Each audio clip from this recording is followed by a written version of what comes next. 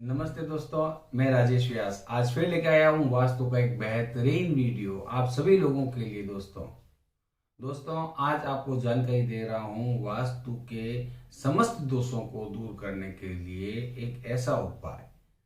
दोस्तों माँ तुलसी के बारे में आपने सुना होगा। माँ तुलसी माता की हम पूजा करते हैं, आराधना करते हैं, अर्चना करते हैं।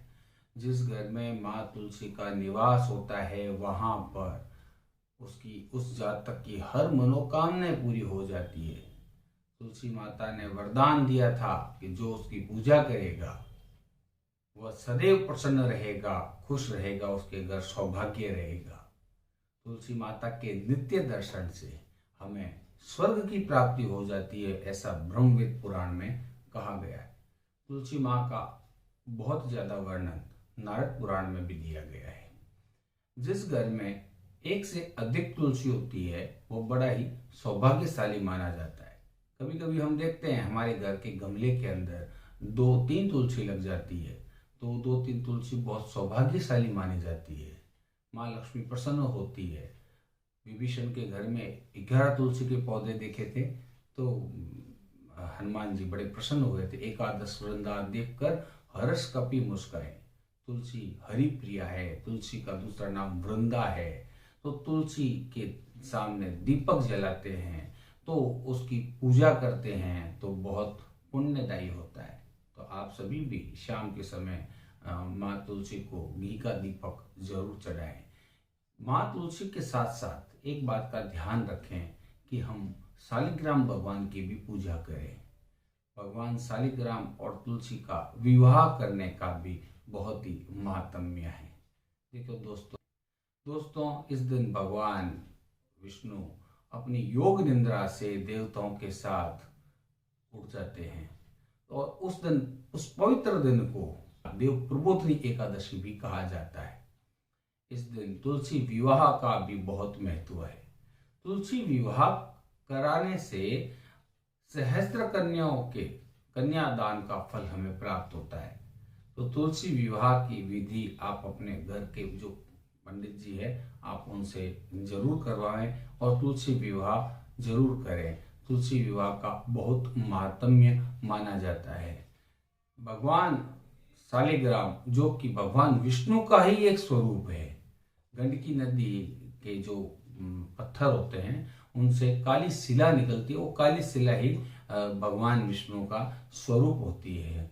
उस स्वरूप के साथ भगवान शालिग्राम और तुलसी का विवाह भी किया जाता है। और जिस घर के अंदर शालिग्राम होता है और तुलसी माता की पूजा होती है, शालिग्राम भगवान को आप अपने पंचामृत से स्नान कराइए, शालिग्राम भगवान के ऊपर तुलसी का दल चढ़ाइए, आप देखना आपको बहुत ही ज्यादा लाभ होगा। देखो दोस्तों, तुलसी की सबसे पहली पूजा किसने की थी? तुलसी की सबसे पहली पूजा भगवान हरि ने की थी। तुलसी का पत्ता अपने पास हमेशा रखना चाहिए। एक विशेष बात आपको बताता हूँ, तुलसी माता को चुनरी जरूर चढ़ानी चाहिए। भगवान हरि बहुत प्रसन्न होते हैं, माँ लक्ष्मी बहुत प्रसन्न होती है। साथ ही मैं आपको आज एक मंत्र भी बता रहा हूँ। भगवान नारद और विष्णु भगवान का संवाद है कि मैं भी कैसे तुलसी की तरह पूजा जाऊं। ऐसा प्रश्न जब नारद भगवान ने हरि से किया तो हरि ने कहा कि आप सिर्फ 3 बार तुलसी के सामने यह मंत्र पुकारिए, आप भी तुलसी के समान पूजे जाएंगे। वह 3 मंत्र आप लोग भी कीजिए दोस्तों।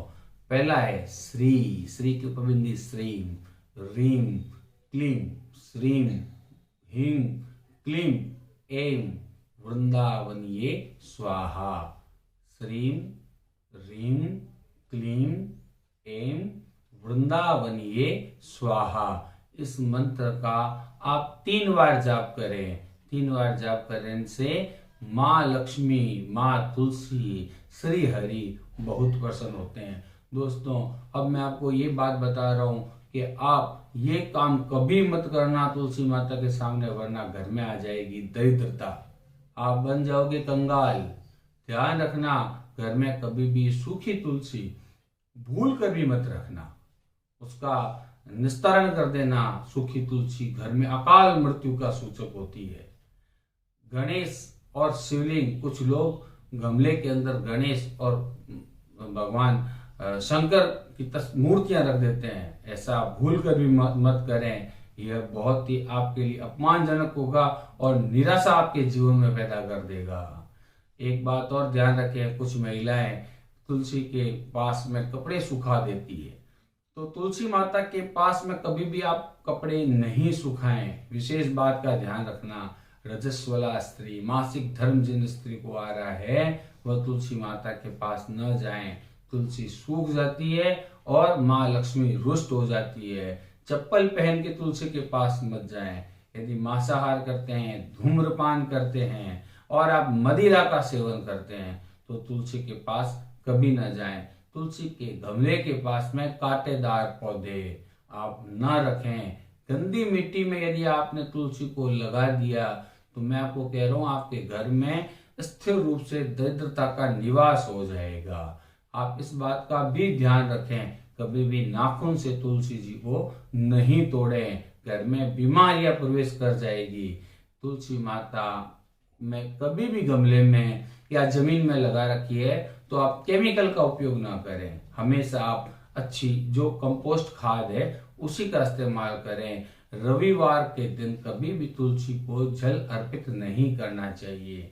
कुछ महिलाएं नहाने के बाद, स्नान करने के बाद में खुले बालों से ही तुलसी माता का जल शीर्षण कर देती है। मैं आपको बता देता हूं कि आप इस बात का ध्यान रखें, बाल संवार कर, सुहागन स्त्रियां हैं तो मांग और सिंदूर और तिलक ये लगा कर ही विधि से ही तुलसी माता को जल अर्पित करें, दीपक अर्पित करें।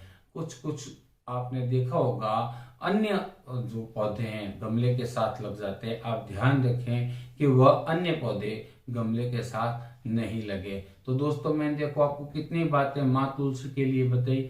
आप सभी दोस्तों और आप सभी मेरे जो YouTube के दर्शक हैं उन सभी लोगों को मैं यह बात विशेष रूप से बताना चाहता हूँ, आप अपने घर में आज ही तुलसी का पौधा लाएं। यदि आपके घर में किसी भी प्रकार का वास्तु दोष है, चाहे ब्रह्मस्थल का वास्तु दोष है, चाहे दिशाओं का वास्तु दोष है, चाहे द्वार का वास्तु दोष है, आप अपने द्वार पर तुलसी जी रखिए, आप देखना आपका वास्तु दोष खत्म हो जाएगा। ब्रह्म स्थान पे को बीम आ गया या कुछ भी चीज आ गई, ब्रह्म स्थान के आसपास भी रख दो आप तुलसी, ब्रह्म स्थान के दोष दूर हो जाएंगे। 1 रुपया आपका खर्च नहीं होगा। दोस्तों आप इस बात का ध्यान रखो, ये बिना तोड़ फोड़ का सबसे साधारण और सरल उपचार आपको मैं बता रहा हूँ। आपके यदि पति पत्नी में या पारिवारिक तनाव आपको उत्पन्न हो रहा है तो तुलसी की मंजरी भी काम की है दोस्तों। तुलसी की मंजरी को लाल कपड़े में बांध कर आप शयन कक्ष में रख सकते हैं। तो इस प्रकार तुलसी के कितने सारे उपयोग आपको मैं बता रहा हूँ। तुलसी माता आप सभी लोगों पे कृपा करें, आप तुलसी जी का विवाह करें। देव उठनी 11 जिस दिन देव योग निंद्रा से उठते हैं आप उस देव उठनी 11 को भी माँ तुलसी का विवाह करें। आप सभी लोगों को बहुत बहुत धन्यवाद। आप मेरा ये वीडियो आपको पसंद आए तो प्लीज दोस्तों आप इसको, ये जो आइकॉन बटन आपको दिख रहा है, आप इसको सब्सक्राइब करना, अपने दोस्तों को शेयर करना, इसको लाइक करना। थैंक यू दोस्तों।